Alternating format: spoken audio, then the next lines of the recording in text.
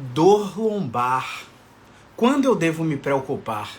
Esse é o tema da live de hoje. Seja muito bem-vindo, seja muito bem-vinda a mais uma gravação do nosso podcast Físio Insight, um projeto onde eu falo que você tem que ouvir na lata, doa quem doer, sempre baseado nas melhores evidências científicas disponíveis.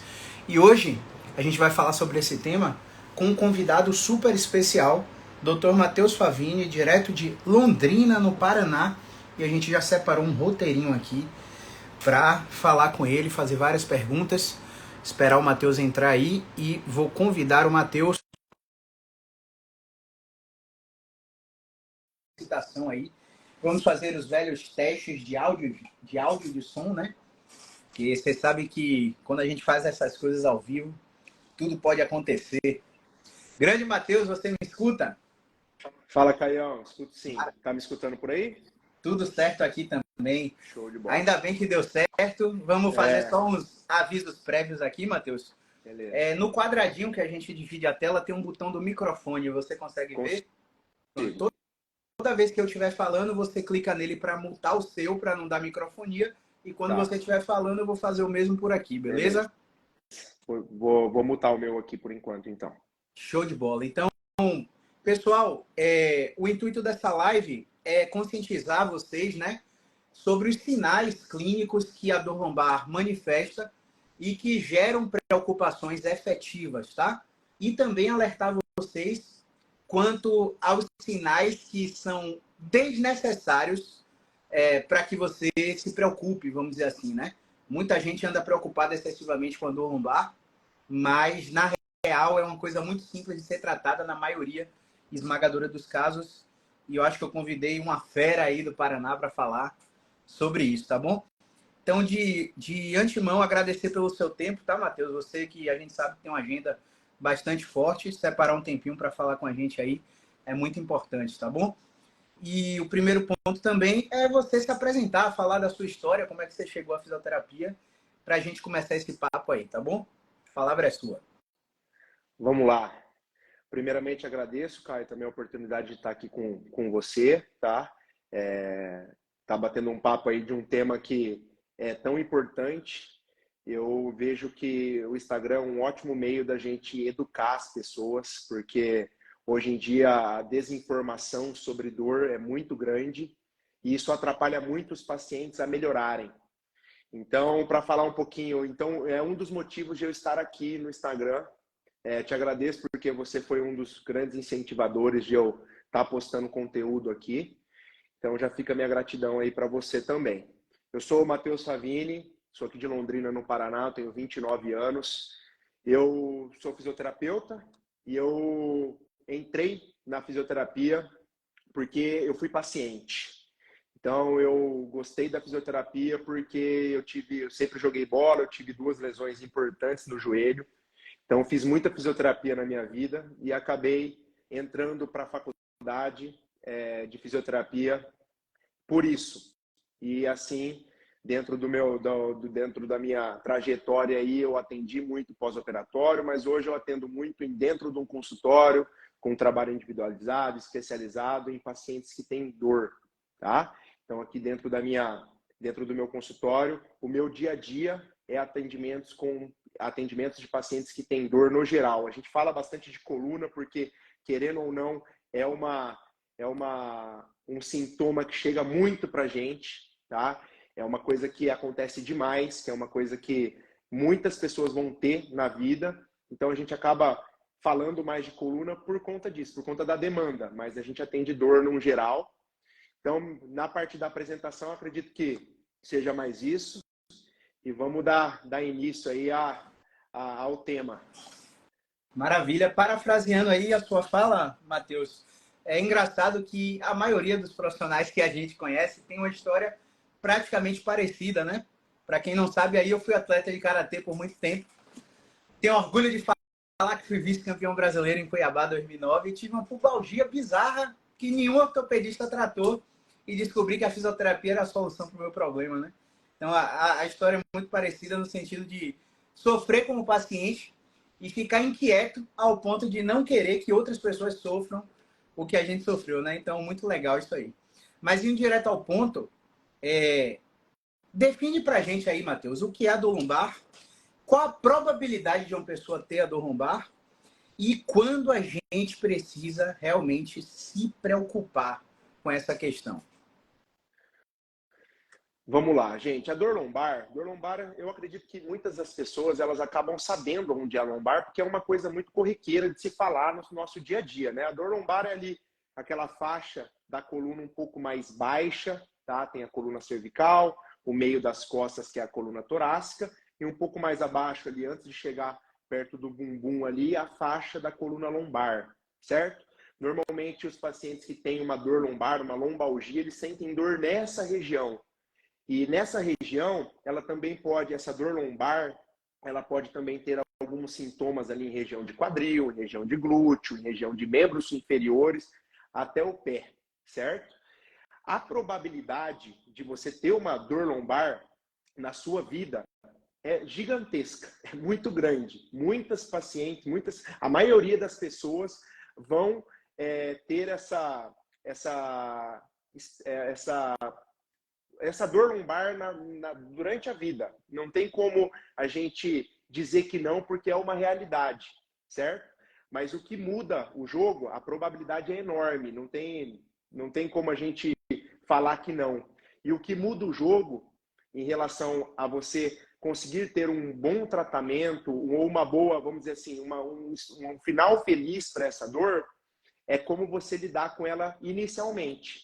E só de você saber que a maioria das pessoas vão ter dor lombar na vida, isso já deve tranquilizar vocês, porque isso mostra que a maioria dos casos não é grave. Um exemplo, Caio, que eu dou aqui no consultório é em relação à dor de cabeça. A gente cresceu sabendo que dor de cabeça, a gente pode ter dores de cabeça na nossa vida. E não quer dizer que você ter dor de cabeça está relacionado com alguma coisa grave. Por que que você, quando tem dor de cabeça, você não vai na emergência, não busca ficar se entupindo de remédio? Por quê? Por que que você não faz isso? Porque você sabe que a maioria das dores de cabeça não é nada grave, não é um câncer na sua cabeça, não é um AVC, enfim, não é nada grave. E por que que a coluna lombar tem que ser diferente? A coluna lombar, ela também vai ter uma chance de acontecer grande, como uma dor de cabeça. Só que a lombar, a coluna, ela tem um pensamento social que é frágil.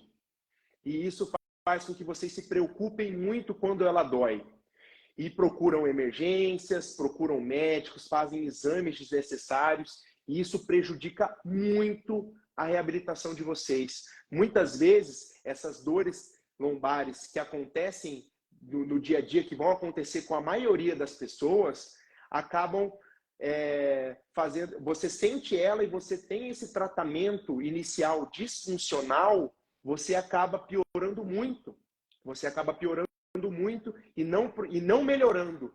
E isso vai deixando a sua dor crônica, vão ter mais episódios de dor na lombar, e isso faz com que você não consiga melhorar e não consiga ter um controle da sua dor por conta disso. Só de você achar que algo está muito errado por conta de você ter dor lombar. Então eu explico em relação à dor de cabeça, porque é uma analogia fácil da gente conseguir entender.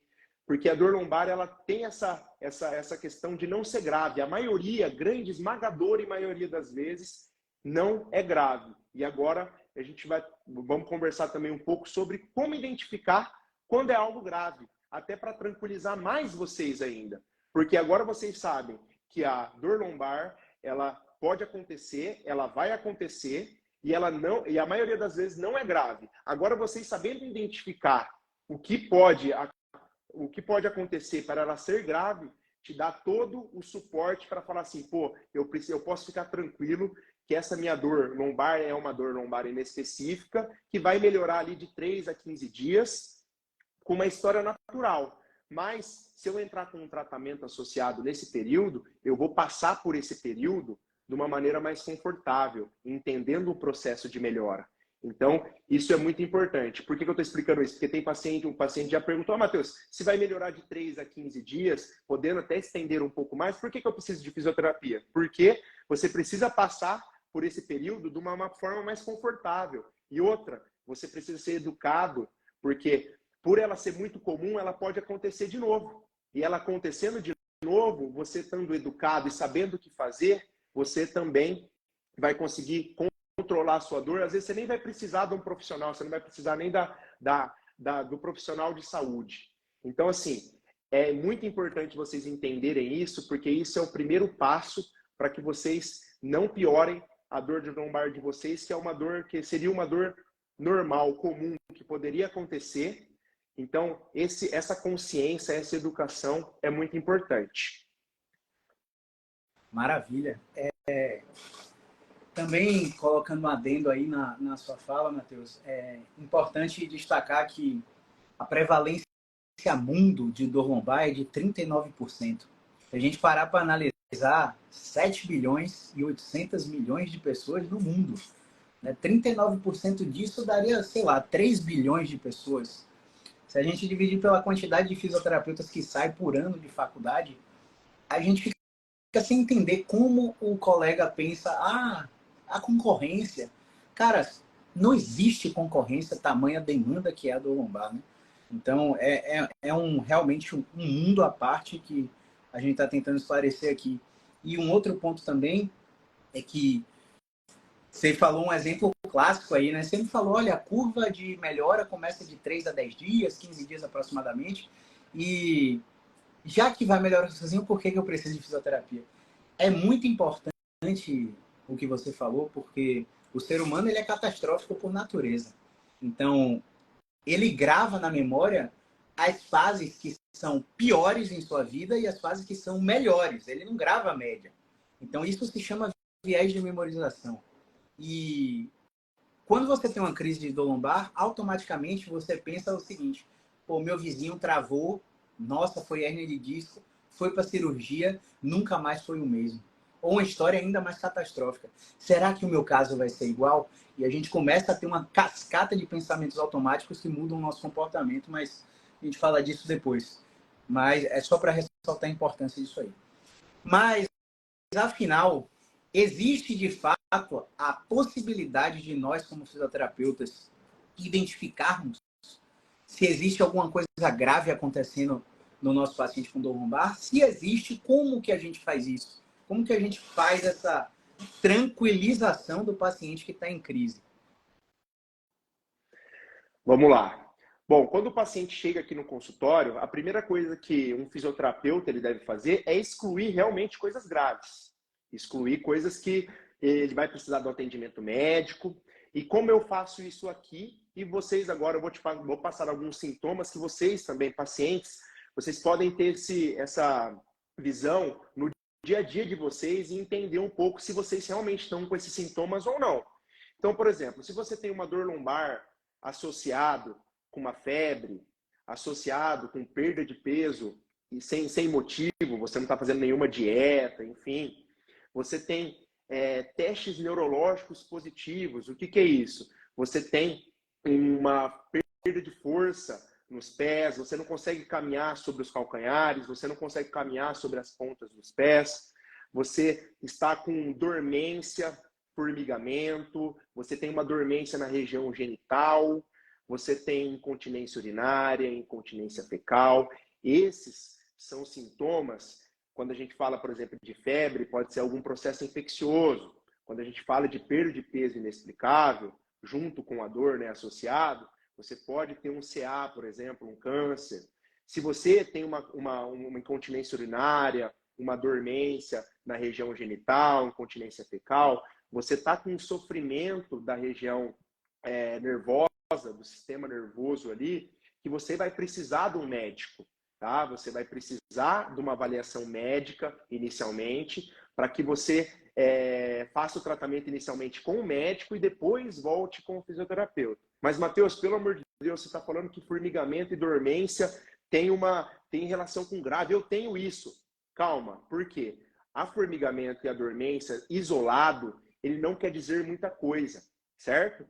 Porque porque isso é muito comum em pacientes com dor lombar inespecífica mesmo. Às vezes a dor vai para a perna e tem essa dormência, esse formigamento, mas isso não quer dizer que você tem algo grave, tá? Associado com febre, perda de peso, essa questão da incontinência urinária e fecal, a dormência na região genital, que a gente fala uma dormência em cela, anestesia em cela, aí é algo que a gente deve se preocupar, tá? Mas a dormência e o formigamento, eles podem acontecer e em casos até que não é ciática, pode ser uma questão referida ali. Então, assim, não precisa se preocupar com isso em relação a ser grave. Isso não quer dizer que você não precisa de tratamento, certo? Uma coisa é não ser grave e outra coisa é você precisar de tratamento. Então, você precisa sim de tratamento com o fisioterapeuta. Mas nesses casos de grave, né, que você vai precisar ir para um médico, esses sintomas eles têm que estar muito bem presentes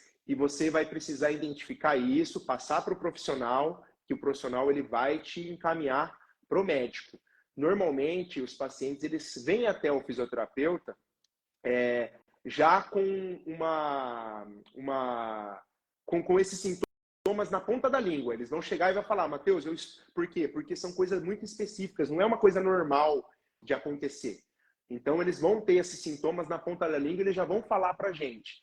E esse paciente, dentro da consulta, a gente, primeiramente, sem preocupar ele, sem ser Zé Terror, mesmo achando que possa ser uma coisa grave, nós vamos orientar, por isso, por aquilo, eu estou te indicando primeiramente para o médico, porque eu acho que primeiramente você vai ter que fazer uma avaliação com o médico. Se caso foi descartado isso que a gente está pensando, você vai retornar até comigo, a gente dá continuidade no tratamento. Se for confirmado, você vai fazer o tratamento com o médico primeiramente. Assim que tiver a liberação médica, você volta, porque em muitos casos a questão grave, ela deixa sequelas, e você vai precisar da fisioterapia depois. Mas isso é após o tratamento médico. Então, assim, percebe que são sintomas muito específicos.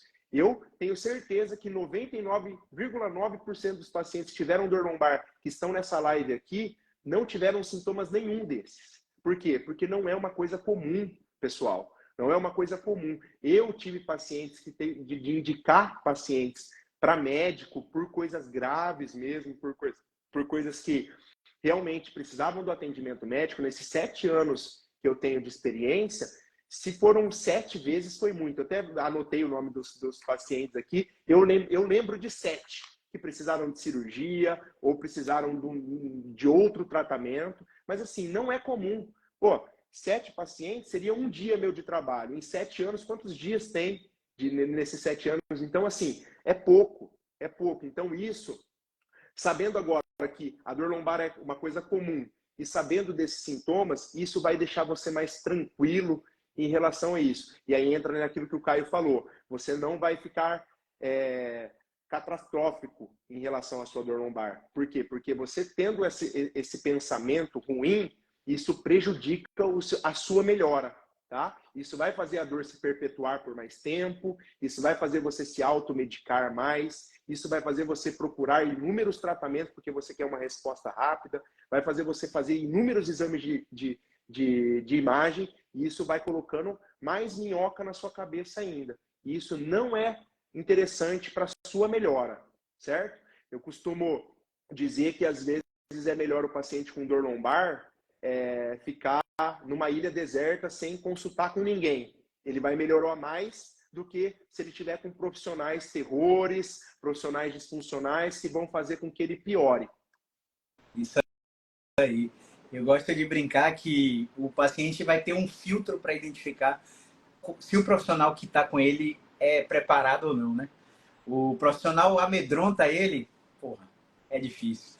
Agora, se o profissional encoraja ele, aí ele pode seguir o tratamento com um pouco mais de afinco e credibilidade.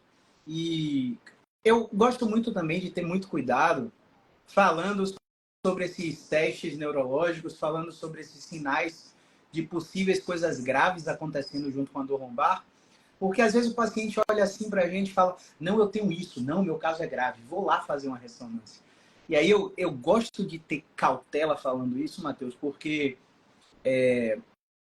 se a gente for pegar e dividir a dor lombar em 3 grandes grupos, o primeiro grupo que tem alguma coisa grave acontecendo, é os das red flags, teria 1 a 2% do total de casos. 1 a 2%.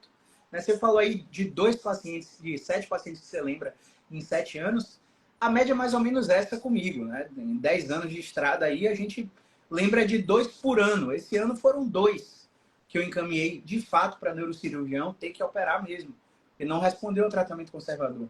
Então, 1 a 2% é muito pouco.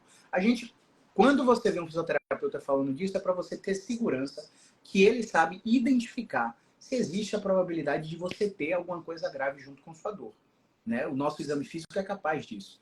O segundo grande grupo seria das dores lombares específicas, né? As estenoses, as radiculopatias, onde há realmente a tão falada compressão nervosa, né? Que muita gente, tá irradiando na perna, tá comprimindo meu nervo porque tá lá na ressonância, mas na real não tá. Né? 5 a 10% dos casos realmente tem esse tipo de sintomatologia específica. E o terceiro grande grupo é o das dores inespecíficas, que não tem uma causa detectável e é influenciada por milhares de coisas, né? E aí seria de 90% a 95% dos casos. E esse grande grupo, que eu vou chamar aqui de grupo 3 só didaticamente, é o grupo que a gente mais consegue dar resultado. Não consegui encontrar isso na biblioteca. Eita, foi a Siri se metendo. E em relação aos testes neurológicos, às vezes o paciente tem de fato um teste neurológico positivo. Só que depois que a gente coloca uma intervenção ou um conjunto de intervenções ao longo de 6, 12 semanas, o teste neurológico praticamente desaparece. Então seria um falso positivo para um teste neurológico. Então, por mais que você tenha algum desses sinais que o Matheus citou, ainda não é hora de se preocupar, tá? Ainda que você chegue no fisioterapeuta, em mim, Matheus ou qualquer outro da nossa área, e a gente examine você e veja que você não responde aos movimentos que a gente tem para te ensinar e encaminha a gente para o médico, ainda assim não é uma coisa de preocupação, não é que não tenha jeito, é que você precisa de uma intervenção muito direcionada. Você pode estar nesse pequeno grupo de 1 a 2%. Então é mais só para te mostrar que o fisioterapeuta é um profissional de primeiro contato e que você pode ir nele direto sem se preocupar em ter ressonância ou ter passado por um médico antes, tá? E continuando, seguindo aqui o fluxo, a gente já falou, né, como identificar que pode ter algo grave acontecendo junto com a dor lombar. E agora uma curiosidade, né, que às vezes alguns pacientes perguntam, né, esses sintomas precisam acontecer tudo junto para eu ter alguma coisa grave? Acho que a gente já falou um pouco, mas reitera aí, Matheus, o que é que você pensa disso? Bom, como eu comentei em relação a principalmente essas dores nas pernas, né, elas acabam às vezes sendo acompanhadas de formigamento e dormência. Esses sintomas eles não podem ser tão isolados também. Obviamente que tem sintomas mais que preocupam um pouco mais se eles estiverem isolados, né? Que principalmente a questão da incontinência urinária, fecal, anestesia em cela. Só que vamos jogar para o que é mais comum, que é o formigamento e a dormência. Isso não deve ser uma coisa isolada, tá? Ele tem que estar acompanhado de outros de outros sintomas para a gente associar uma coisa grave aí. E como o Caio falou, não quer dizer que é uma coisa grave que não tem solução. E essas informações que eu estou passando para vocês, junto com o Caio aqui, não é uma questão de assim, não, Matheus, eu estou com uma dor lombar, eu tive uma febre. Pô, você tem que ver o contexto todo, não é ir para o hospital achando que você está com uma infecção, ou, não, eu acho que eu perdi peso. Não, vá até a avaliação do fisioterapeuta, como o Caio falou. A gente é um profissional de primeiro contrato. Vá até a avaliação, porque a gente precisa pegar o contexto geral. Eu não estou atendendo um paciente aqui para vocês agora, para a gente conseguir fazer o passo a passo. Todo, né? A gente tem que conversar com esse paciente e tudo mais. Então, assim, os sintomas, tem alguns sintomas que são importantes, mesmo isolados, mas tem outros sintomas que precisam de sintomas em conjunto para a gente bater o martelo e achar que pode ser algo mais grave. A gente não tem certeza de nada ainda, até porque o que confirma a questão grave, junto com o exame clínico, aí entra com a questão do quê? O exame complementar, que é o exame de imagem. O exame complementar, que aí a gente consegue uma confirmação aí de algo mais sério. Então, vamos entender que os sintomas, eles têm sintomas que precisam ser isolados e tem sintomas que precisam de mais sintomas para a gente conseguir bater o martelo aí. E reiterando ainda, Matheus, eu falo muito sobre um artigo que foi publicado num jornal americano de neuroimagem. Não lembro agora a sigla, mas basicamente o título dele é Red Flags. Nem sempre são red flags reais, né? E esse artigo mais ou menos endossa o que a gente falou, porque ele mostra que até quando os sinais estão em conjunto, quando o paciente é examinado pelo médico, muitas vezes não tem a acurácia diagnóstica, ele não encontra uma tuberculose óssea, um câncer, uma espondilolistese sintomática, uma infecção, né, uma mielopatia compressiva. Então, como a gente falou, você pode até ter esses sinais de gravidade. Você pode até precisar do exame do médico, da ressonância magnética, mas mesmo precisando, pode ser que não haja nada grave mesmo assim. Então, hoje, na prática clínica, o que eu tenho mais utilizado é a falha ao tratamento conservador. Então, a gente sabe o prognóstico desse tipo de condição, a gente trata durante o tempo do prognóstico e a gente fica reavaliando a cada 6, 8 semanas e vendo se está havendo progresso.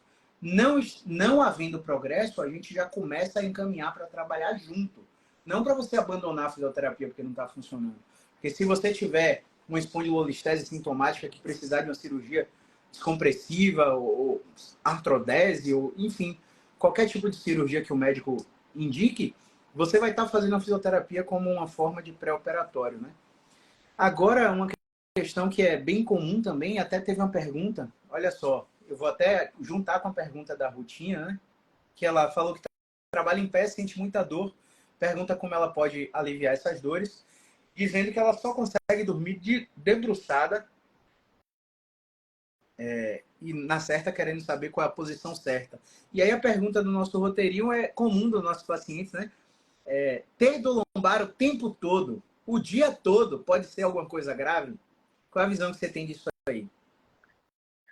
Bom, uma coisa que eu pergunto, normalmente a gente pergunta para o paciente na avaliação, quando que você sente dor? Não, Matheus, é o tempo todo, cara. Sinto dor o dia inteiro. Aí o que eu pergunto, eu falo assim, você não tem nenhum momento do dia que você não tem dor? Não, também não é assim. Eu tenho momentos do dia que eu não tenho dor. Então, assim, aí isso é uma característica da dor. Se você tem dor o tempo todo, 24 horas, a dor não cessa por nada, é uma característica, por exemplo, é uma característica, não quer dizer que você tenha a parte inflamatória, tá? Pode ser algo inflamatório aí, mas a parte inflamatória também tem outros sinais, que é como se fosse torcer o tornozelo lá. Você torceu o tornozelo, você tem sinais inflamatórios, de edema, calor, vermelhidão. A dor, ela é difícil de cessar ali naquele primeiro momento, fica uma dor bem constante. Então, assim, ter dor o tempo todo depende muito desse contexto, tá? Não, eu tenho dor em alguns momentos do dia, mas em grande parte do meu dia, tudo bem, vamos tentar identificar o porquê que isso está acontecendo. Se você tem dor o tempo todo, não cessa por nada, a gente vai precisar investigar um pouquinho mais, como o Caio falou. Muitas vezes, mesmo essa dor sendo 24 horas, a gente entra com algum movimento aqui, coloca você em alguma posição de conforto, você fala, opa, peraí, a dor que estava 24 horas, parece que nessa posição aqui ela melhorou. Não estou sentindo mais ela. Opa, a gente já exclui uma questão mais inflamatória aí. Então, assim, eu normalmente trabalho com o meu paciente dessa forma, fazendo essa pergunta pontual para a gente definir realmente o quanto ele está sentindo dor durante o dia dele. E vamos assim definir só didaticamente assim o que seria uma condição grave, né? Urgência e emergência. Uma condição grave seria uma condição de risco de morte. Então, você, se tem uma dor lombar, a gente sabe na literatura que dor lombar não mata. A gente sabe na literatura que se você operar a dor lombar, que é secundária a uma hérnia de disco, você tem uma probabilidade de evoluir com a sepse generalizada e a óbito. Mas não é a dor lombar que te matou, né? A dor lombar, ela não mata na literatura.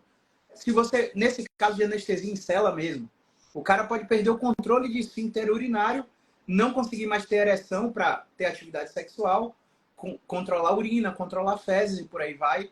É uma condição grave porque ela incapacita, né? Perde qualidade de vida demais, precisa de múltiplos tratamentos simultaneamente, mas ainda assim não leva o paciente a óbito, né? E como eu falei, 1 a 2% dos casos. Então, a gente tem que desmistificar um pouco essa ideia de que a intensidade da dor severa, o pior episódio de dor que eu já tive na vida, automaticamente é uma situação grave porque era o pior episódio de dor em intensidade. A dor lombar, a dor em qualquer parte do corpo, ela tem múltiplos fatores que interferem na sua intensidade. A intensidade é apenas um dos fatores que a gente trata. Então, às vezes, a gente tem que olhar para a sua função, para a rigidez do seu movimento, para o que você entende sobre o problema, para o comportamento que você tem de evitação ou de enfrentamento. Então, grave é muito relativo, porque vamos brincar com alguém que esteja na live aí, por exemplo. A Ju Vieira, nossa querida colega, vamos dizer que a Ju Vieira tem uma crise de dor na coluna e a gente está com a ressonância nela, a ressonância parece uma protusão super pequenininha. Mas Deus livre e guarde, viu, Ju? Só hipótese. A Ju tá passando por um divórcio agora, o filho tá doente. Deus livre e guarde, viu, Ju? A Ju foi assaltada, levou o carro, levaram o carro dela. Deus livre e guarde. Mas você entende que o contexto da Ju para enfrentar a dor é muito mais difícil do que o contexto de, sei lá, vamos ver. Vamos ver quem tá aqui mais. A Núbia Ribeiro. Vamos dizer que a Núbia Ribeiro também tem uma crise de dor lombar, tá com a ressonância nela, e a gente acha o hérnia de disco extrusa. Só que a Núbia está satisfeita com o trabalho, ela está ganhando financeiramente bem, ela está satisfeita dentro do relacionamento amoroso, foi pedida em casamento recentemente, acabou de voltar de Gramado com o marido, né? Tá vivendo uma fase da vida esplêndida. E aí você olha para o contexto da Ju e da Núbia. A Ju tem uma protusão super pequenininha que está gerando uma severidade de sofrimento enorme, uma incapacidade absurda, e a Núbia, que aparentemente na imagem tem uma coisa grave, né, uma hérnia de disco extrusa, com indicação cirúrgica, está sentindo absolutamente nada. Às vezes tem um episódiozinho esporádico de uma dor lombar central que não irradia para a perna, mas está levando a vida bem.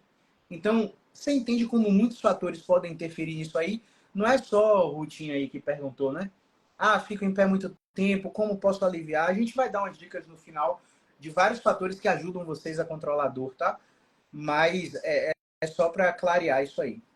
Ó só a situação, Matheus. Tenho hérnia de disco, fui dormir bem, acordei travado. Será que minha hérnia aumentou e eu vou precisar operar? Não, a gente dá risada, pessoal, mas com muito respeito, tá?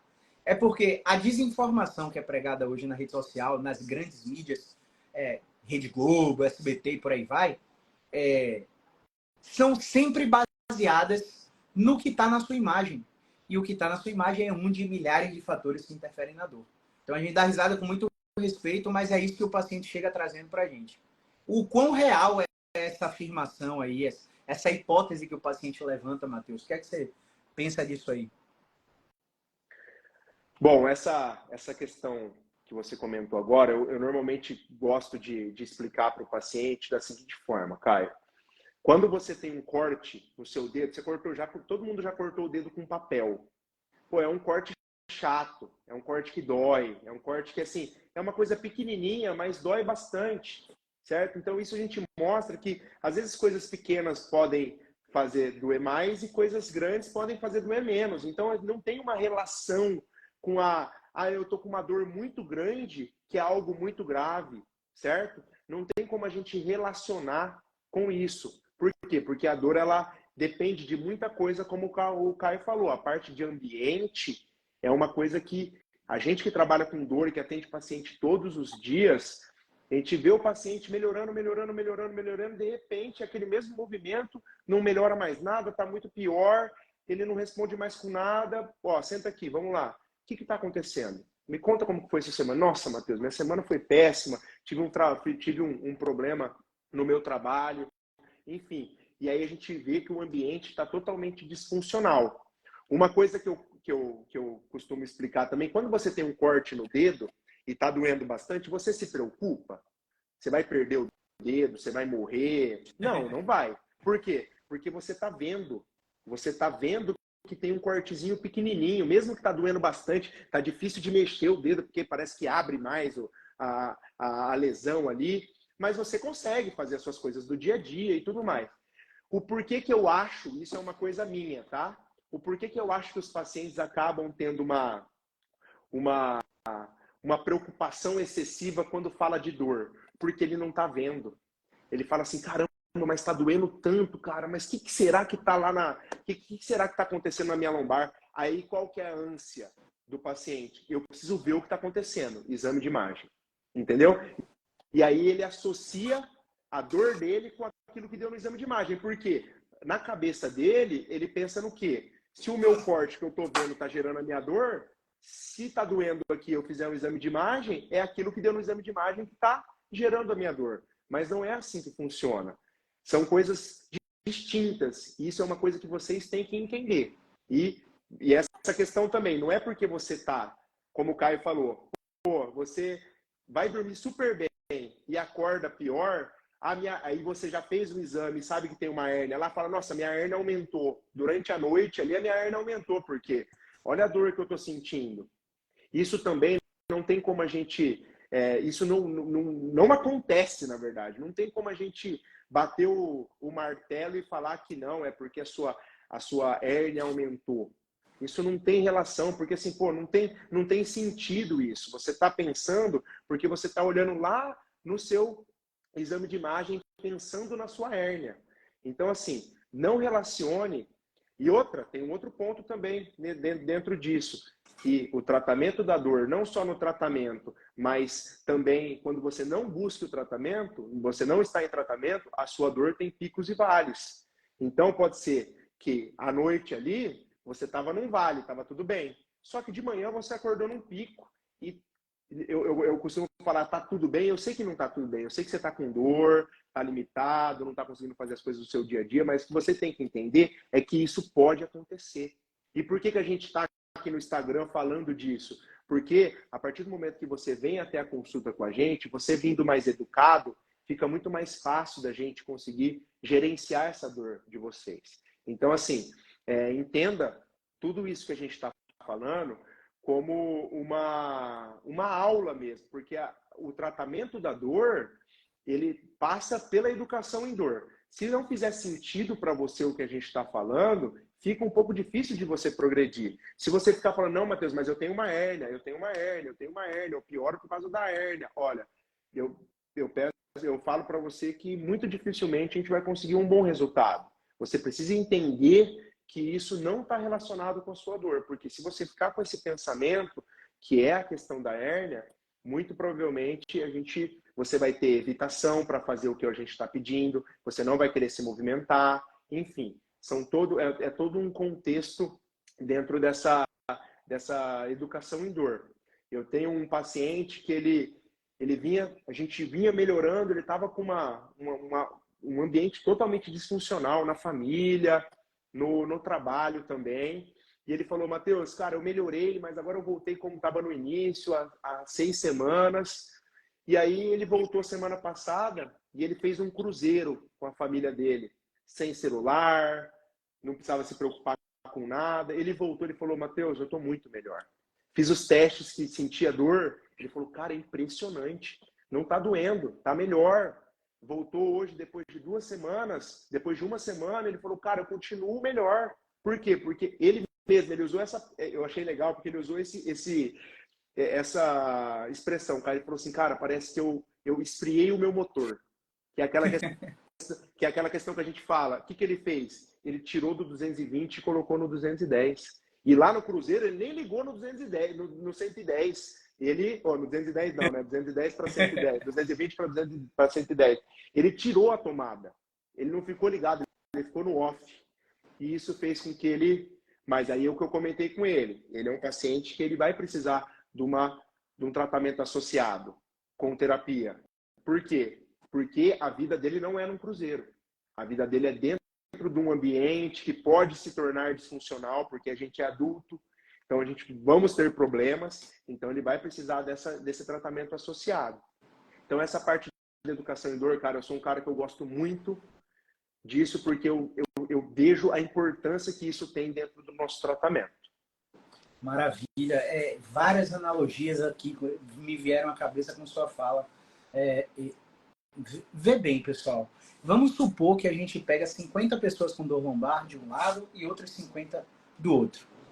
E aí eu não sei na sua cidade qual é a principal emergência ortopédica que tem, mas manda esse primeiro grupo de 50 lá para a emergência ortopédica e manda o outro grupo de 50 para um ambulatório de fisioterapia especializado em dor, tá? Quando a gente acompanha esses dois grupos de pacientes ao longo do tempo, a gente pode falar que acontecem duas coisas com convicção.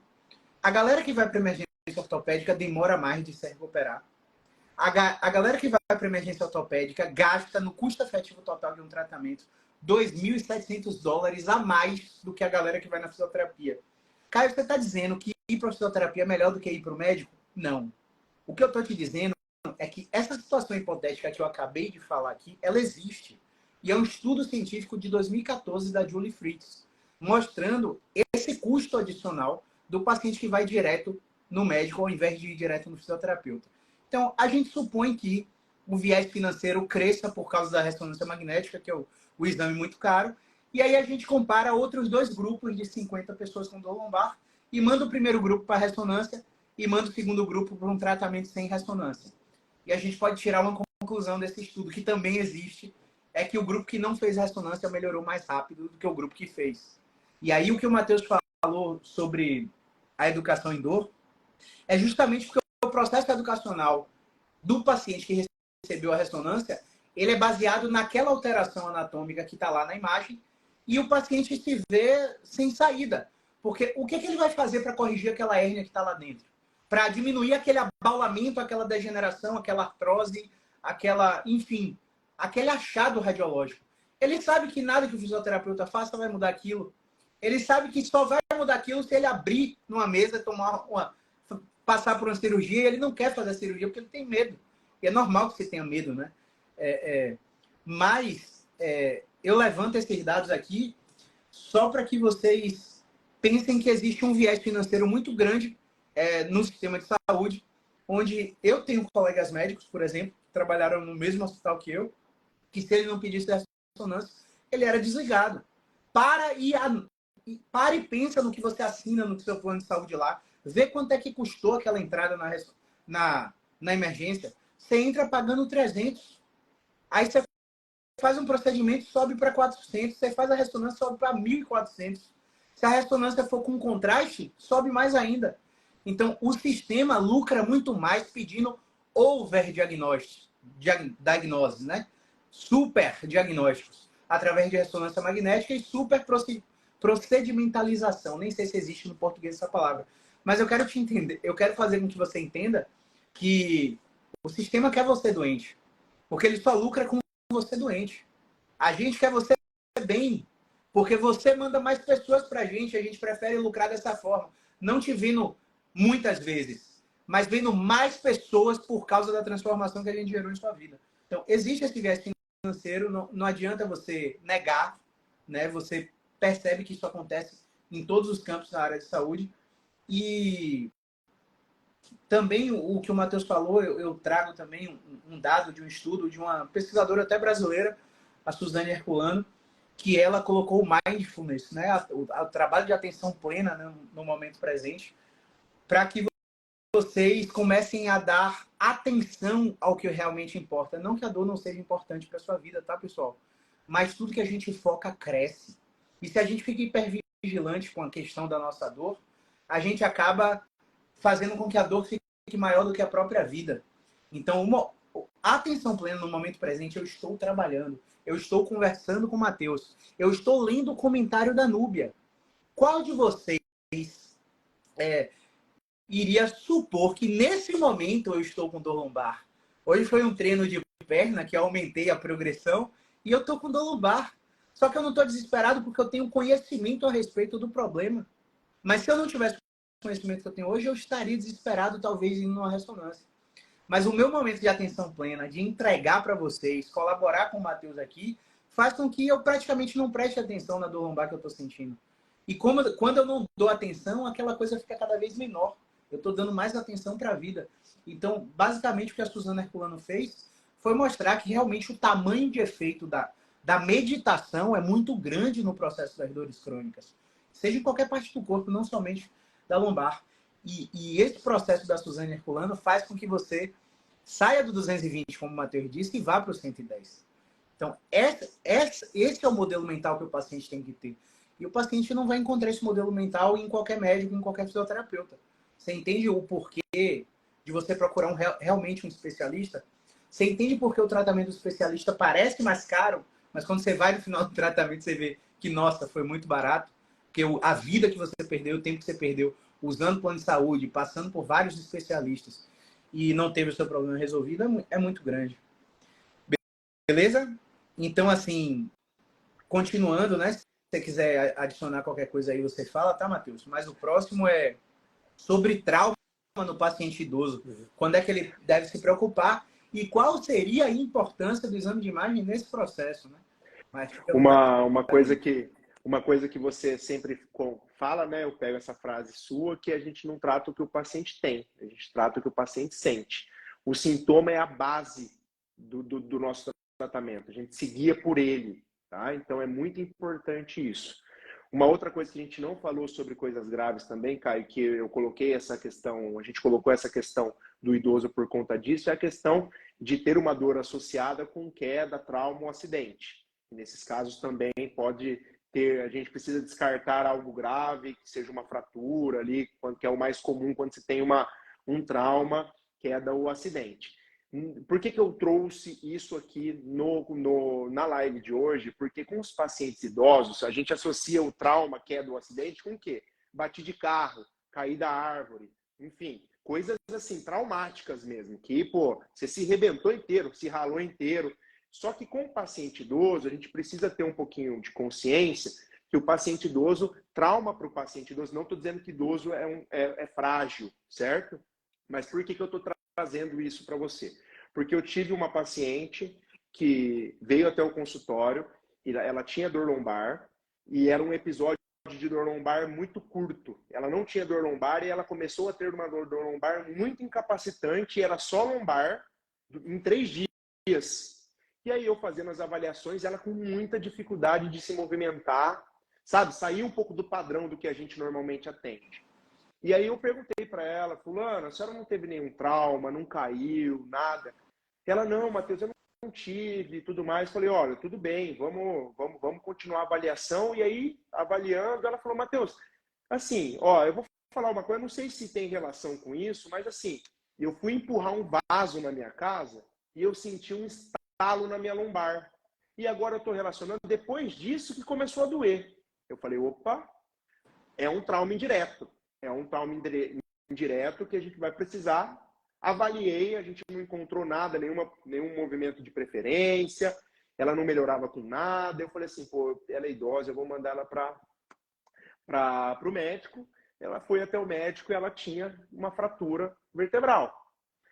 E depois ela fez todo o tratamento e tudo mais. E assim, ela nem voltou comigo. Depois a mãe acabou, ela voltou para hidro dela. Eu falei, não, se ela tá bem, pode ir para sua atividade, né? Atividade de preferência, não ficou com nenhum.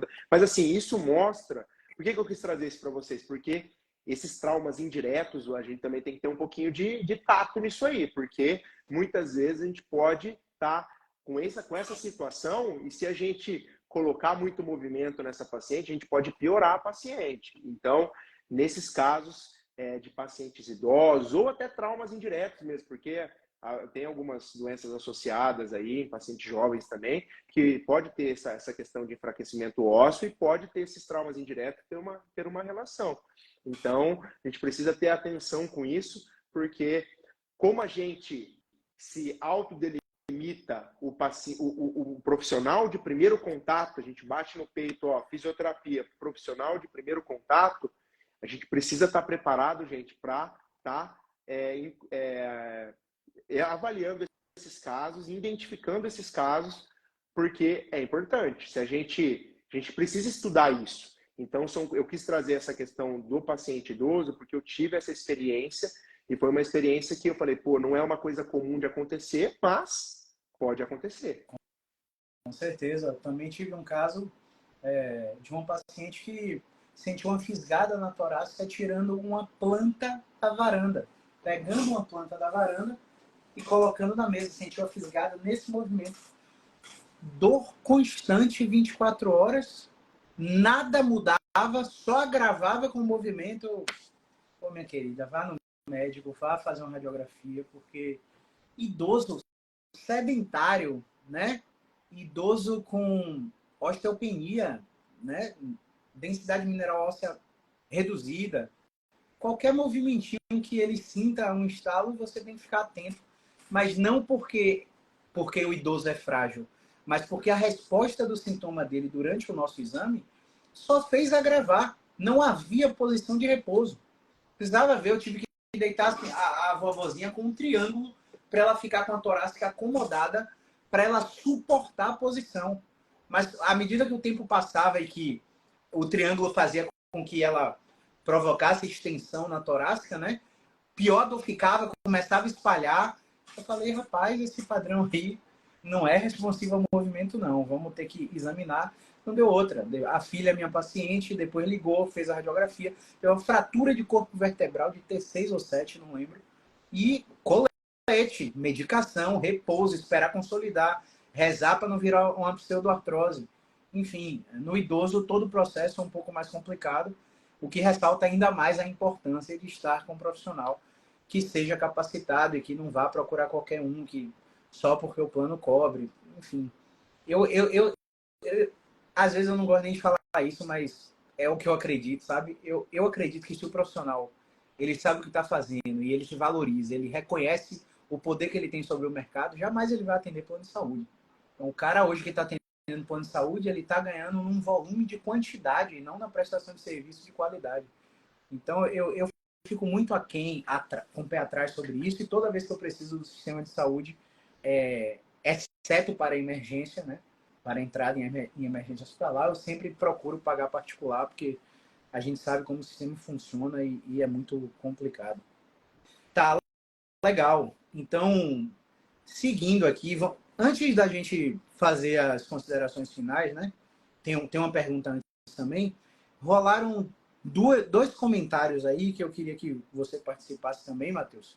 É para colaborar aí com o pessoal. Vê só, Núbia Ribeiro.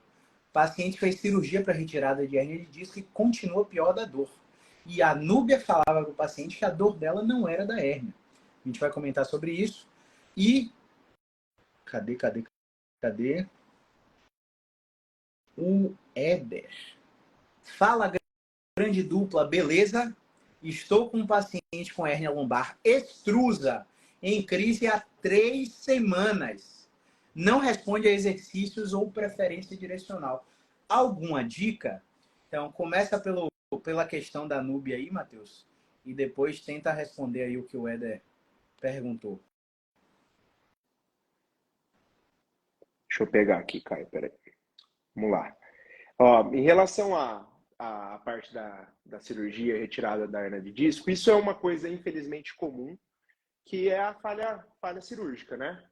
Falha cirúrgica em relação à dor lombar. Isso acontece, tá? Ainda mais quando... Por isso que a cirurgia ela tem que ser muito bem orientada. Tem que ser muito bem prescrita. Ó, não, você precisa de cirurgia. Por quê?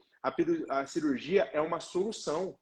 A cirurgia é uma solução. Paciente que realmente, quem já teve paciente com hérnia de disco verdadeira mesmo, hérnia de disco que estava comprimindo, ocupando espaço, e ele vai para a cirurgia, ele volta falando, pelo amor de Deus, foi a melhor coisa que eu fiz na minha vida, porque tirou a dor com a mão. Por quê? Isso foi uma cirurgia muito bem prescrita, orientada.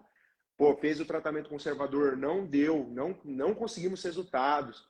A gente foi para a cirurgia, volta para a cirurgia, nossa, tá muito melhor, agora vamos trabalhar a parte de funcionalidade, porque não é porque você tirou a hérnia que você vai voltar a se mexer do jeito que você se movimentava antes da dor. Você vai ter limitações para se movimentar. E isso, inclusive, pode te causar dor, mas não pode ser que seja da hérnia, mas muito provavelmente são outras dores que você vai sentir por falta de movimento, porque você vai ficar com medo de fazer o movimento que doía antes, mas agora não está doendo mais. E aí a gente trabalha essa progressão de movimento com você. Mas, infelizmente, essa síndrome da falha cirúrgica, ela acontece bastante, tá? Por isso que a cirurgia ela tem que ser muito bem prescrita. E nesses casos, Núbia, eu normalmente, porque assim, às vezes a gente só falar não é o suficiente. Eu tive um caso com uma paciente esses dias que eu até fiquei muito feliz. Hoje ela tirou uma foto na praia, tomando uma cerveja, um sorrisão. E há 8 semanas ela chegou aqui no consultório chorando, desesperada, com uma hérnia lombar, com dor.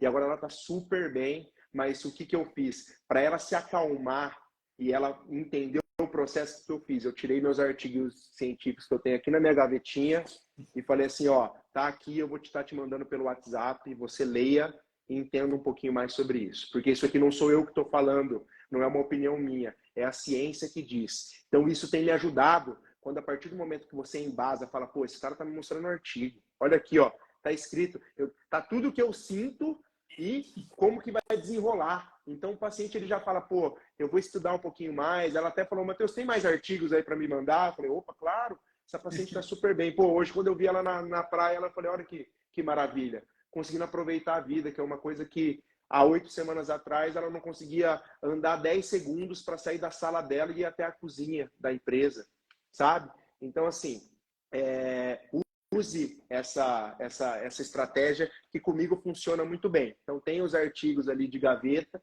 que eu acho que vai ser válido para você, porque a gente não tem que fazer com que o paciente jogar a goela abaixo para o paciente que ele não precisa operar.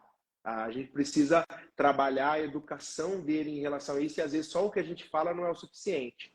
A gente tem que colocar algumas coisas a mais. Sendo isso, mudar os sintomas dele na consulta, fazer com que, ó, tá vendo que nessa posição que você fica melhor, quando você faz outra posição você piora. Então isso quebrando mesmo as pernas dele, eu costumo falar, quebrando, pô, mas se fosse alguma coisa... É um termo futebolístico. Futebolístico, exatamente. E a parte dos artigos me ajudaram muito nesse caso. Então, eu acho que é uma opção legal aí para vocês. Não sei se o Caio faz alguma outra coisa, mas é uma coisa que eu tenho trabalhado aqui no consultório. Boa. Antes da gente ir para a do Éder e finalizar a live depois com as 2 últimas perguntas, eu vou tentar colaborar um pouquinho com a Núbia. E, assim... Não é somente isso que Matheus faz, tá? O Matheus ele está sendo bastante didático aqui para vocês, mas o Matheus, ele, além de educar o paciente, mostrar artigo científico, embasar o que ele está falando para o paciente, ele muda a experiência de movimento do paciente. E essa mudança de experiência de movimento é muito mais do que a educação e dor. Porque, às vezes, o paciente ele está hipervigilante, ele está... a gente fala de dobrar porque é o clássico, né? O medo de dobrar é o clássico. Mas pode ser medo de subir um degrau, porque tomou uma queda quando tentou subir uma escada. Então, o processo de exposição gradativa, eu gosto de brincar que a gente fala assim, ó, é esse movimento que você teme? Ah, não, você está pedindo para fazer esse, eu não quero fazer, não. Toda vez que eu faço isso, dói. E se eu te falar que a única coisa que vai te melhorar é voltar a fazer isso? O que você me diria? Você sairia correndo por esse consultório e jogaria fora o seu plano de tratamento? Ou você enfrentaria o processo? Aí o paciente para e reflete, né? Eu falo assim, eu sei que é difícil de acreditar e eu acredito que a maioria dos profissionais que você passou antes de mim te falaram o contrário, que era para você proteger. Só que depois de 3 meses, o lugar que dói não é mais o responsável pela dor. O responsável pela dor naquele lugar agora é o seu sistema nervoso central, baseado em tudo que você acredita. Então, para mudar o que você acredita sobre aquele movimento, eu preciso te ensinar outras formas de fazer aquele mesmo movimento. Faz sentido? E o paciente já está dando risada. Porque com a conversa a gente consegue violar a expectativa do paciente. E nesse momento que você vê que o paciente deu alguma abertura, teve alguma flexibilidade cognitiva para aceitar uma nova sugestão, Eu gosto de falar assim, ó, você vai fazer 35 movimentos do jeito que você souber fazer. Você quer fazer adaptado? Faça adaptado. E me fale sobre cada repetição o que acontece com sua dor. Aí vamos supor que o paciente faz 8 repetições com bastante dor. Mas na repetição 9 ele começa a acomodar. Na repetição 13 ele não sente dor. Na repetição 17 ele tem um pico de dor. Na 22 ele volta a fazer sem dor e ele segue sem dor até a repetição 35. E aí você começa a identificar qual foi o padrão de movimento. Por exemplo, o dobrar do tronco, que o Matheus tem colaborado com a paciente dentro do nosso grupo aí. Ele jogou o bumbum da paciente na parede para ela jogar o quadril para trás e a partir dali começar a flexão. A gente começa a prestar atenção na forma que o paciente faz o movimento e a forma mais confortável que ele tem para fazer. Porque quando ele percebe que, pô, doeu até a repetição 8 e a 9 não doeu. Por que você acha que a 9 não doeu? Você me falou que acreditava que estava inflamado, né? Faz sentido que a 9ª repetição não doa, se está inflamado, quanto mais você mexe, mais inflama, né? Não? E o paciente dá risada de novo. E aí a 17 doeu de novo. O que é que você acha que fez? Não, acho que eu fiz algum movimento errado. Olha, eu tô aqui filmando. A sua repetição 17 foi igual às suas primeiras repetições. Foi igual à sua repetição 9. Comparando aqui o vídeo da 17 e da 9, olha só o que aconteceu. Nada de diferente. Como é que você me disse que tem algum movimento errado? Você acha que seu abdômen estava contraído, estava relaxado? Não, realmente eu acho que eu estou protegendo. Isso é um comportamento natural de antecipação da experiência de dor. Faz sentido? Sempre perguntando, não impondo nada para o paciente. E o paciente começa a aumentar a sua autoeficácia, a ver que não é que ele melhore com o que a gente está fazendo, mas a perceber principalmente que ele não está piorando. Então, pô, eu tô mexendo, eu acreditava que estava ferido e não está ferindo mais. Eu acho que o caminho é por aqui. Então, é muito mais aí do que mostrar o artigo, explicar que dor não tem a ver com lesão, explicar. Se você explicar tudo isso e não mudar a experiência de movimento, nada vai para frente. Então, existe uma forma sistematizada de fazer isso. E o Matheus sabe muito bem como é. E que a gente tenta passar para vocês das melhores maneiras, né? Para convencer o paciente a não ir pelo viés médico. Porque, vamos dizer, não sei se é isso, tá, Núbia, mas vamos dizer que a Núbia perdeu esse paciente para a cirurgia. Vamos dizer que a Núbia não teve um poder de convencimento para fazer o paciente refletir que a cirurgia não fosse a melhor opção. Só estou supondo, tá, Núbia? Eu te digo assim, nos próximos 5 a 10 anos, o psicólogo e o fisioterapeuta serão os novos médicos. No sentido de status, no sentido de poder de convencimento da sociedade. Então, hoje a gente sabe que se eu vim aqui e fizer 10 lives sobre o mesmo tema com o Matheus, e você assistiu o Dr. Cláudio Pirangueira Júnior, médico, com jaleco, dentro do hospital mais famoso do país, falando o contrário do que a gente está falando, a gente sabe que você vai acreditar nele. E tá tudo bem. Porque a gente sabe que o poder social do médico hoje é muito mais forte do que o nosso. Mas nos próximos 5 a 10 anos a gente vai se equiparar com eles. Que a gente está vendo uma decadência astronômica da medicina no que diz respeito a exames em excesso, a diagnósticos em excesso e a ausência de resultados. A gente está vendo isso acontecer. E a gente está vendo o contrário com a fisioterapia e com a psicologia. Então a gente está cada vez mais colocando o processo científico dentro do nosso tratamento. E eu acredito que a Núbia não vai ter nos próximos anos esse mesmo problema. Porque hoje o paciente que chega para a gente, ele já sabe, ó, já tomei remédio, já fiz bloqueio, já fiz tal procedimento, fiz até cirurgia. Eu estou com um paciente que fez 11 cirurgias de coluna. Então, o paciente hoje já sabe que o que vai reabilitar ele é a fisioterapia. Então, o médico ele vai até ajudar no conforto durante a fisioterapia com a medicação, com bloqueio e por aí vai. Mas se ele ficar só no tratamento médico, ele sabe que ele não vai ter resultado. Então, isso está mudando e vai ser bem legal quando essa mudança de fato acontecer. E aí, voltando para você, Matheus, a questão do éder aí, né? Aquela questão, né, Caio? Não adianta você querer andar de avião e pegar uma bicicletinha e sair andando, né? Então você tem que se expor. Mas, Matheus, eu não quero me expor de uma vez, eu não quero andar de avião de uma vez. Tudo bem, cara. Mas vamos se expor aqui. O que você tem medo no avião? Ah, eu tenho medo de altura e eu tenho medo de ficar em lugar fechado. Tudo bem. Você anda de elevador? Não, não ando porque eu tenho medo de lugar fechado. Vamos começar a se expor ao elevador primeiro? Vamos começar a tentar olhar na sua sacada ali para ver a parte da altura? Se exponha progressivamente, para depois a gente juntar tudo isso. E nessa parte de dobrar o tronco para frente, eu tenho aprendido muito com essa minha paciente. Eu não mandei no grupo lá, mas agora eu tirei o bumbum dela da parede e falei assim, pô, eu vou fazer um movimento lateral, como se ela fosse pegar no pé direito. Sim. E ela fez 2 vezes e não sentiu dor. Ela estava sentindo dor só para frente. E aí eu comecei agora a tirar ela da parede. Tá na parede ainda, mas já comecei a colocar um pouquinho. Estou expondo ela devagarzinho. E, consequentemente, a gente consegue ir chegando no objetivo, que é esse controle dessa dor para flexão. Mas vamos lá. Em relação ao Éder aí, ele está com um paciente de hernia extrusa, né? Com 3 semanas e não está respondendo a exercício de exercícios e nem preferência direcional. Primeira coisa que eu tenho para te falar, Éder, que ainda está cedo, tá? 3 semanas para esse tipo de paciente.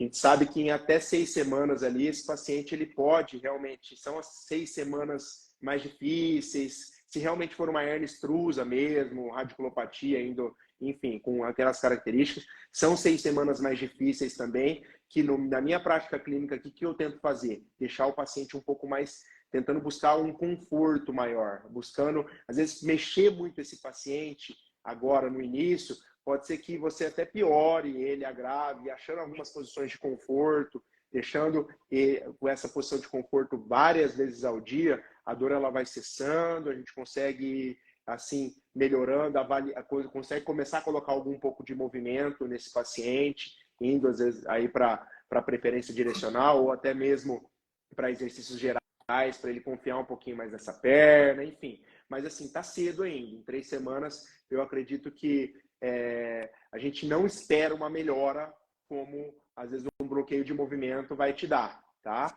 Então, assim, tenha calma, paciência.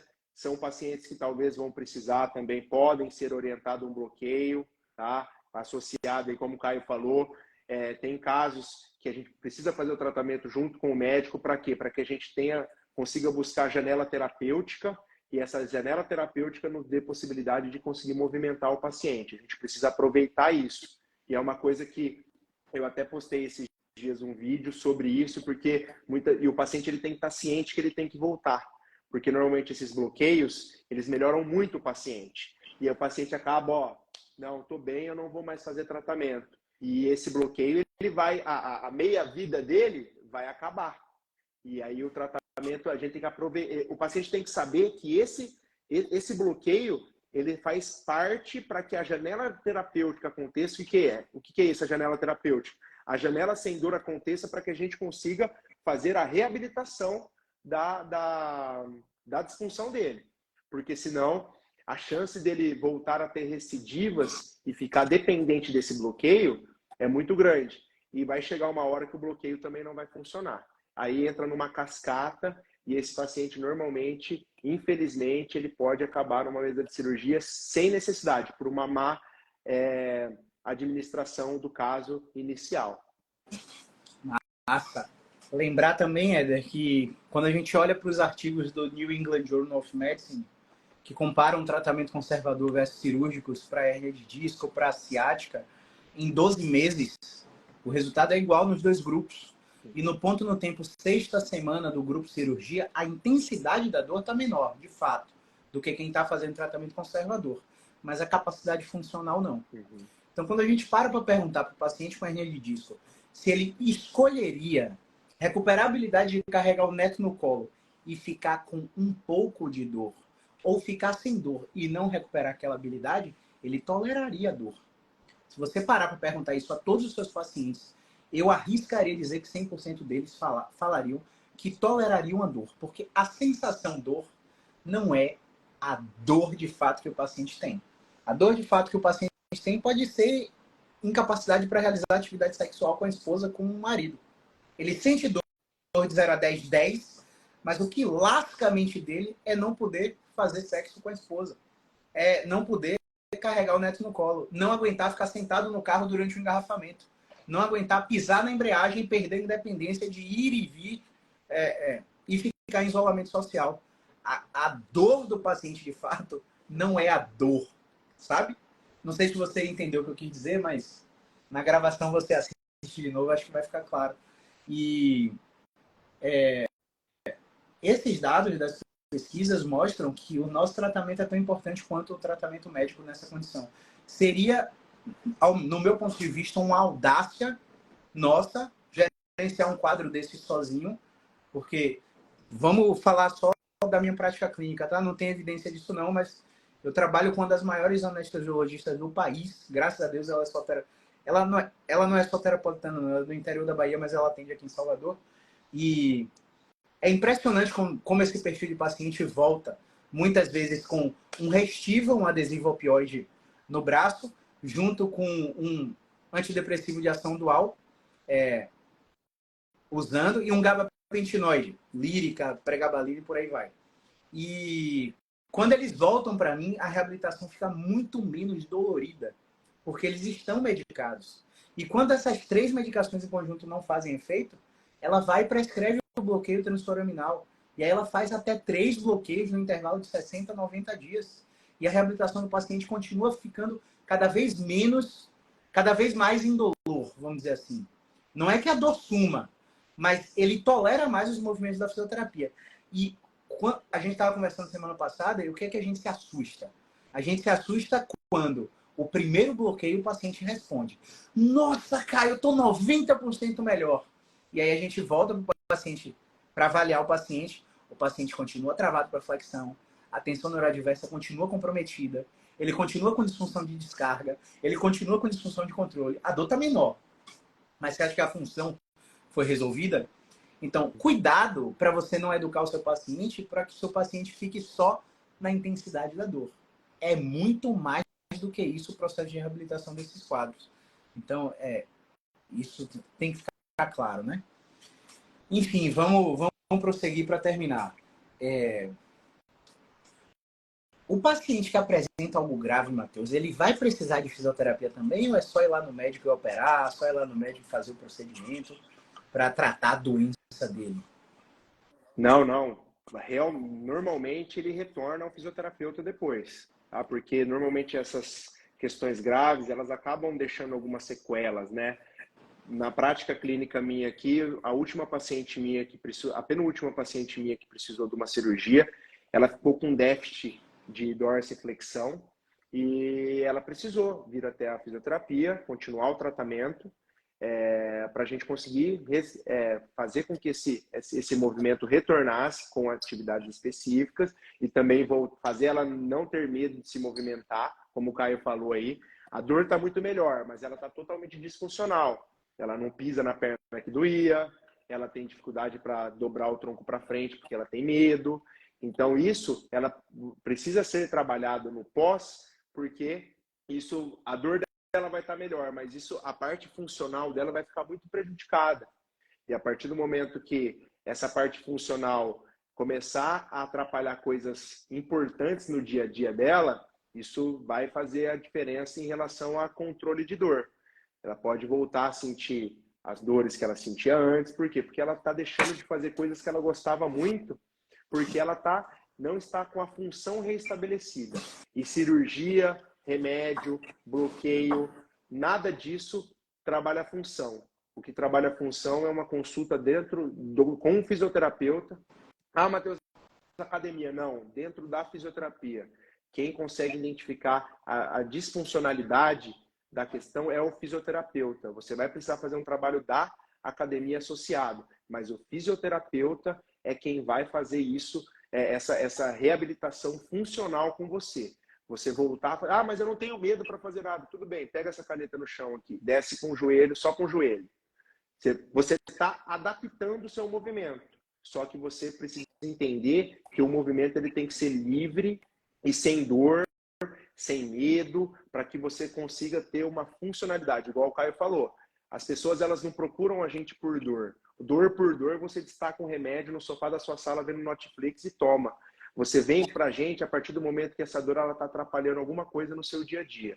E aí você vem até nós. E em relação por isso que a função é tão importante. Só que vocês acabam trabalhando mais, pensando mais na dor, porque é uma coisa mais social. Não, tá doendo, mas o que a dor está deixando você de fazer? É uma pergunta que eu faço para o paciente. O que você não está fazendo por conta da dor? Ah, não estou fazendo isso, isso e aquilo. Isso são referências funcionais importantes para a gente conseguir trabalhar com o paciente durante o tratamento também. Maravilha. Olha só, considerações finais. O que você diria para o paciente que está sofrendo aí com dor lombar, está com hernia de disco, está com dor ciática? Qual que seria o recado que você deixaria para esse perfil de paciente aí? Bom, eu sei que você já tomou remédio, eu sei que você já começou atividade física, melhorou sua alimentação, já fez toda aquela parte do lifestyle que a gente faz, tudo você melhorou, você fez fisioterapia, mas você tem que pensar no seguinte, você precisa melhorar o seu contexto geral. Se você já fez esses 5 pilares importantes do controle da dor, que eu sempre comento nos meus vídeos, que é a parte de exercício, sono, alimentação, ingestão de água, controle de ansiedade e estresse. 5 pontos. Ah, Matheus, mas eu já estou fazendo isso e eu continuo com dor. Tudo bem. Eu já fiz fisioterapia, eu continuo com dor. Eu já tomei remédio, eu continuo com dor. Tudo bem. Qual fisioterapia você fez? Essa é a grande questão. Você precisa procurar um trabalho especializado, certo? Por quê? Porque o trabalho especializado, em conjunto com essa parte do lifestyle, é o que vai mudar o jogo, tá? Não adianta você ficar deitado numa maca só recebendo técnica, só recebendo liga e desliga aparelho, certo? Isso não vai fazer o gerenciamento da sua dor. Você precisa participar do tratamento. Então, assim, se você está sofrendo com essas questões, você precisa entender que você precisa participar do tratamento. Não existe, chega de destacar remédio e tomar. Não é uma coisa, eu digo assim, não é que não seja, é fácil, porque basta você querer. Você tem que querer participar. Só que eu sei que também você que está sedentário, que você nunca fez nada, você vai ter que mudar muita coisa no seu dia. Eu sei que é difícil isso, você ter mudanças, mas para você conseguir ter resultado, você precisa ter essas mudanças. Você precisa investir o seu tempo e o seu dinheiro num tratamento especializado, específico, porque como o Caio falou, você já gastou dinheiro com outras coisas, vários tratamentos, gastou uma grana e às vezes você deixa de fazer um investimento em um bom serviço porque você já gastou muito com serviços que não te geraram uma solução do seu problema. Então, assim, sempre antes de começar um tratamento, procure bons profissionais, porque isso vai fazer com que você gaste menos dinheiro, porque você vai precisar... esses bons profissionais, eles vão fazer com que vocês não caiam na mão do sistema, como o Caio falou. E não caindo na mão do sistema, você vai conseguir ter resultado, vai perder menos tempo, porque normalmente um tratamento especializado você perde menos tempo, porque o tratamento ele depende de você, fazer os exercícios também na sua casa.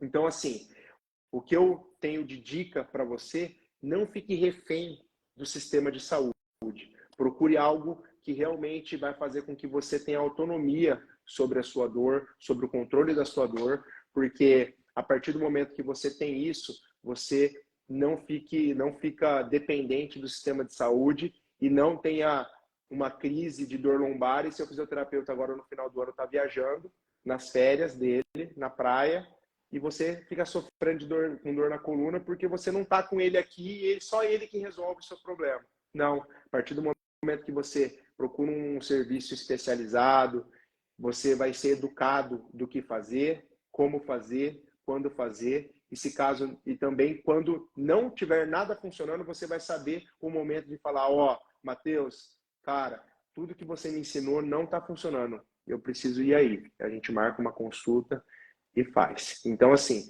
a dica que eu passo é essa, porque eu sei, viver com dor limita muito, só que a gente precisa da sua colaboração dentro do tratamento, dentro da sua dor, para que ela melhore.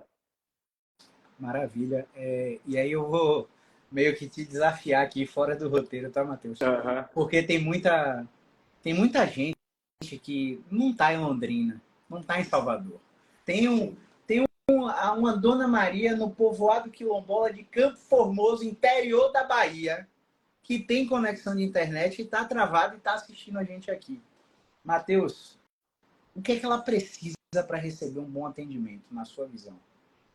Ela precisa de uma câmera, um celular com câmera, um lugar para apoiar e uma cama, um chão. É isso que ela precisa. Boa. E ela precisa só do microfone do celular, da câmera do celular, de um lugar para apoiar o celular, e é só isso que ela precisa, porque a gente consegue ajudar muitos pacientes online também. Se eu fosse separar, ir para a Dona Maria que está nos ouvindo, se eu fosse separar desses três grandes grupos que a gente falou, né? Patologias graves, 1 a 2%, dores específicas, 5 a 10%, e dores inespecíficas que são influenciadas por múltiplas variáveis, 90% a 95%, eu te diria que 98% das condições de dores lombares são gerenciadas através de movimento. E raramente, mas muito raramente, você vai precisar colocar a mão no paciente, colocar uma agulha no paciente, fazer uma ventosa no paciente, aplicar um laser no paciente, meter uma bota pneumática boladona de super tecnológica para o paciente melhorar a dor lombar. Então, Dona Maria, seu José, seu João que está nos assistindo aí, você precisa de um celular com conexão de internet, uma cadeira para sentar e um local para deitar, que pode ser chão, sofá, sua cama, colchonete, tapetinho de yoga. A gente atende você como se vocês estivessem aqui na nossa frente. Porque todo o nosso exame físico é por movimento. Então, eu e o Matheus, a gente te mostra o que você tem que fazer, você reproduz, a gente te corrige através do comando verbal, né? E a gente prescreve os exercícios que você vai ter que fazer para melhorar da sua condição, como se você estivesse aqui. Se o seu caso for de 1 a 2% daquelas condições que podem ser graves, ou de 5 a 10% daquelas condições que podem ser específicas por estenose ou radiculopatia, não é que a gente não vai conseguir te gerenciar, é que a gente vai conseguir te gerenciar de uma forma mais demorada, de uma forma mais longa e precisando de outros profissionais junto com a gente. Então, parte da minha consideração final é te dizer que você precisa vencer o seu preconceito. Porque tem muita gente nos interiores do Brasil sofrendo com dor, recebendo tratamentos que não têm eficácia, passando por cirurgias desnecessárias, por puro preconceito. Ah, essa coisa de online não funciona. Por isso que todos os dias a gente tenta postar aqui resultados de pacientes que estão sendo acompanhados na modalidade online, para você ver como é simples. E te digo mais, Matheus, meus pacientes presenciais, principalmente as vovozinhas, elas estão aceitando os atendimentos online, porque no presencial, no primeiro, no segundo contato, terceiro contato, eu sempre estou explicando a ela como é que é. Sempre estou mostrando os outros pacientes que estão sendo acompanhados online. Porque eu estou aqui em Salvador, na interconexão de duas grandes cidades, né? Lauro de Freitas e Salvador. Eu estou num bairro chamado Paralela, que é o meio do... é o epicentro da parada. Então, para chegar até mim, você pega um trânsito descomunal, vindo de Lauro ou vindo de Salvador. Então, muitas vezes, o paciente prefere não gastar com Uber, não gastar gasolina, ficar no conforto do seu lar e abrir uma chamada de vídeo comigo para eu dar orientação. Então, isso é muito real. Depois da pandemia, isso aqui ficou cada vez mais forte. Então, não deixe de tratar a sua condição porque você não encontrou o profissional na sua cidade. Tem eu, tem o Matheus, tem um grupo que a gente compartilha aí praticamente toda semana. É importante que você entenda isso. Um outro ponto da consideração final, aí, se depois você quiser falar também, você pode acrescentar, tá, Matheus? Quantas vezes a gente já não escuta de vocês? Eu já tentei de tudo. Você é minha última esperança. Eu já fiz isso, aquilo outro. Já tratei com X, com Y, com Z. Já fiz técnica tal. Pensa um pouquinho. Você está em crise de dor lombar e você procura o Matheus, e o Matheus é especialista em acupuntura. Sua tia te disse que a acupuntura é bom para dor. Seu médico recomendou a acupuntura para dor, você foi no Matheus. Você acha que o Matheus vai te entregar o quê? Acupuntura. Você está em crise e você procurou o Caio é especialista em osteopatia. O seu médico falou que a osteopatia é bom, Seu irmão resolveu o problema com a osteopatia, você vem em Caio, Caio é osteopata. O que você acha que Caio vai te entregar? Caio vai te entregar a osteopatia. Porque nesse cenário, nem eu, osteopata, nem o Matheus, acupunturista, vão saber te dizer se vocês precisam de outra coisa. Porque o que eles estudaram foram essas especialidades. Então, parece um contrassenso, mas na nossa visão, na minha visão, não sei se o Matheus compartilha dessa visão também, procurar o especialista é o primeiro erro que o senso comum pede para você fazer. E eu gosto de dar um exemplo muito chulo, entre aspas, é que você sabe que uma crise de dor lombar pode ser provocada por uma pedra no rim. Mas quando você está com uma crise de dor lombar, você vai no ortopedista. Você esquece que na medicina tem um cara chamado clínico geral, que vai te examinar e vai te dizer: você é ortopedista, você é pro nefro para fazer uma litrotripsia para quebrar sua pedra, porque sua dor lombar é por causa da pedra no rim. Entende?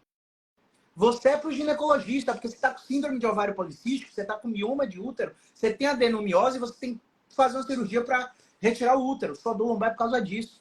É uma dor referida visceral. Então, na fisioterapia é a mesma coisa. Tem o fisioterapeuta RPGista, pilateiro, osteopateta, quiropateta, brincadeiras à parte, tá?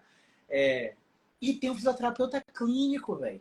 Que é o que vocês têm que ir para saber o que vocês precisam.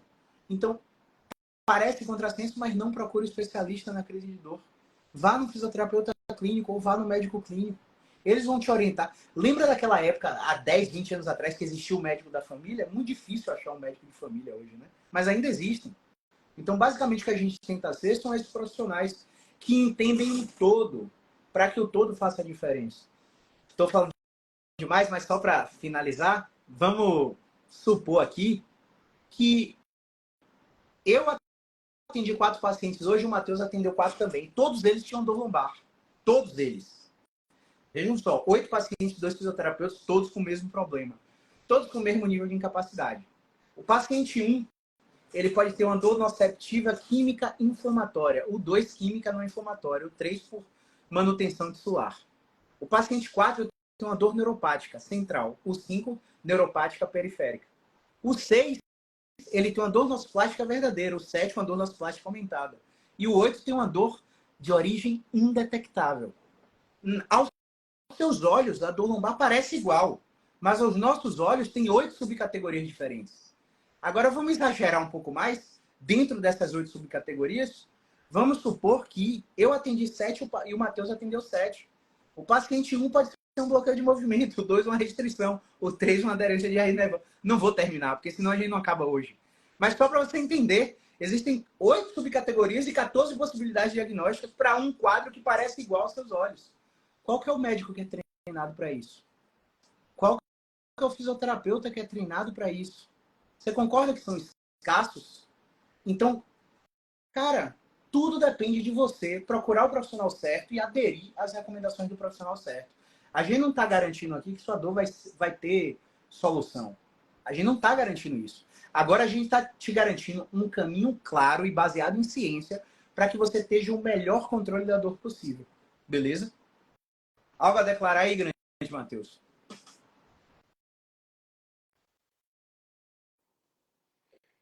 Caião, deixa eu ver só aqui, porque eu acho que na interrogação aqui tem alguma coisa também.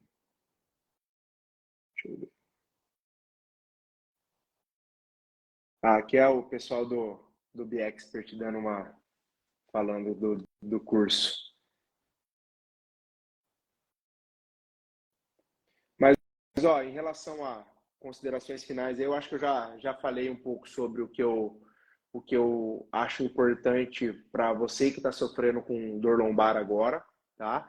Então, assim, como o Caio falou, busque o clínico, tá? Busque o clínico, porque o clínico, ele sabe o contexto, porque dor, ela não tem uma causa definida, não tem como bater o martelo e falar sua dor é por conta disso aqui, ela depende de muita coisa. E o clínico, ele vai conseguir identificar isso aí com testes, perguntas, testes específicos, pegando as suas referências. Então, isso é muito importante para que você não caia na mão do sistema, e novamente reiterando isso, porque, como o Caio falou, infelizmente ainda a questão do médico, ele tem uma ele tem, vamos dizer assim, o médico está aqui e o fisioterapeuta está aqui ainda em relação a quando você escuta, né, a opinião. Isso é triste, mas eu também concordo com o Caio que daqui a alguns anos quem vai estar no jogo vai ser o fisioterapeuta. Por quê? Porque, querendo ou não, se você tem uma crise ou você faz uma cirurgia, alguma coisa assim, você vê o médico uma vez no mês, uma vez a cada 3 meses. O fisioterapeuta ele está com você toda semana. Então, ele sabe como os seus sintomas eles estão semana após semana. E isso é fundamental para a gente conseguir progredir o seu caso.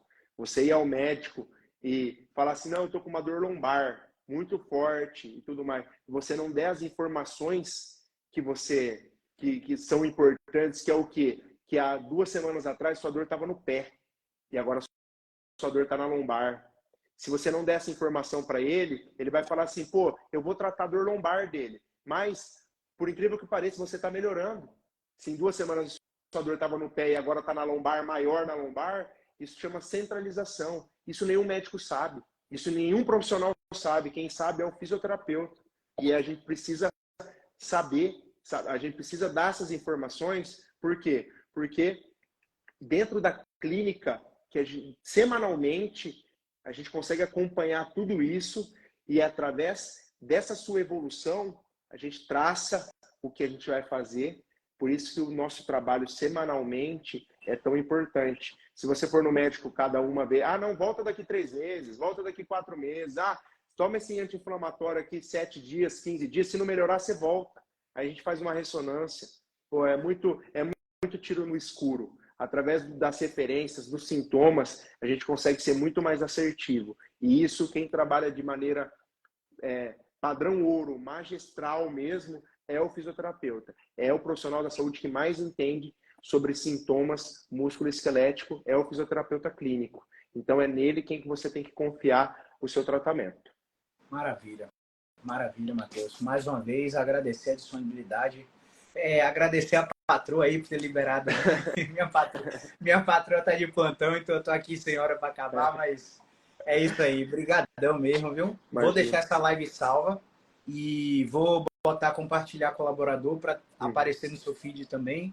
Legal. Vou deixar no YouTube, deixar no Spotify, no Apple Podcast, para você consumir como for melhor, escutando durante o treino, no trânsito e por aí vai. E agora a gente tem 2 tarefinhas. No meu Instagram vai ter uma caixinha de perguntas sobre dor lombar e no Instagram do Matheus vai ter uma caixinha de perguntas também. E amanhã, ao longo do dia de atendimentos, a gente responde em vídeo para vocês, tá bom? Então, se ficou com alguma dúvida, ficou com vergonha de perguntar, alguma coisa do tipo, manda lá na caixinha que você não é identificado lá e a gente responde com mais cautela, né? Com mais paciência, sem a correria do tempo da live. Beleza? Caião, obrigado. Agradeço aí pela oportunidade. Agradeço também quem participou, quem ficou aqui com a gente até o final. Espero que a gente tenha contribuído aí para a sua didática em relação se você foi profissional ou paciente mesmo. Que você tenha aprendido um pouco com a gente aqui. Coloque em prática tudo isso que a gente falou, porque realmente é algo que é o nosso dia a dia. O que a gente falou aqui não é nada só de livro, é o nosso dia a dia, todos os dias a gente aqui trabalhando com paciente de dor. Então, agradeço a oportunidade aí, Caião, por estar me disponibilizando esse tempo aqui com você. Te agradeço aqui também na frente de todos por todo o apoio que você tem me dado aí desde abril, desde quando a gente começou aí desde quando eu comecei a ser seu aluno, né? E agora na mentoria. Te agradeço por toda a evolução aí nesses meses. E vamos lá que eu confio muito na fisioterapia e eu sei que isso muda a vida das pessoas mesmo, porque é a minha prática clínica aqui, é o meu dia a dia. Então, vamos continuar aqui dando boas informações, estimulando o pessoal a ter boas informações, porque eu acho que esse é o caminho. Se uma pessoa conseguir se livrar da dor lombar com essa live aqui, a gente já tá feliz, porque essa uma pessoa vira 2, vira 3, vira 4, e é assim que a gente vai conseguir dar mais qualidade de vida para as pessoas. Com certeza. Obrigado. Beleza. Obrigado pelas palavras aí, a honra é minha. Como eu falei com você antes, né? A gente já observava seu trabalho antes de você entrar para o grupo. E o grupo está muito feliz de ter você aqui dentro, meu. Você é um cara gigante. E eu tenho certeza que o cenário só vai melhorar nos próximos meses e nos próximos anos. Amém. Tamo junto. Obrigado, viu? Um abraço, Valeu. meu irmão. Um abraço. Tchau, tchau.